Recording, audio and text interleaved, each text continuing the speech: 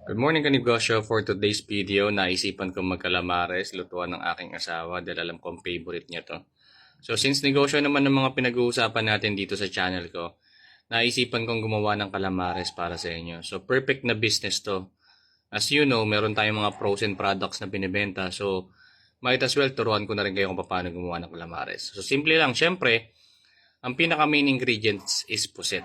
So kailangan mo bumili ng puset nang sa ganun makapagkalamares ka. So, depende sa hiwa, depende sa kapal, kung magkano mo siya ibebenta. So, dapat tansyado mo. So, as of the moment, nasa 150 per kilo lang yung ganitong klaseng puset. So, ito talaga yung mga perfect pang kalamares at pang hiyaw. So, yan, nakikita nyo, sobrang laki niyan, di ba? Napakagandang sukat niyan para gawin natin kalamares. So, tamang negosyo lang talaga ang kailangan mo para kumita. So, as you can see, ito na yung pinaka-end result. Hindi ko na pinakita sa inyo kung paano siya prituin. Kasi napakasimple lang naman ito. Once iniwa mo yung calamares, lagyan mo lang ng salt and pepper.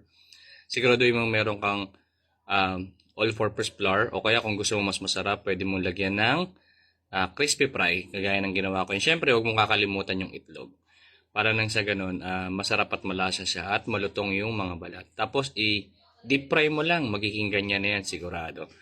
So ito, perfect tong negosyo ngayong summer. Actually, hindi naman to talaga naluluma kasi ito ngayong street food na sobrang sarap sa labas na sinusundot natin at binibili, di ba?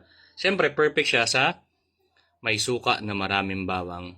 Wala na masyadong etchos-etchos pa, basta suka na may bawang lang. Sobrang sarap niya, lalo na kung bagong prito.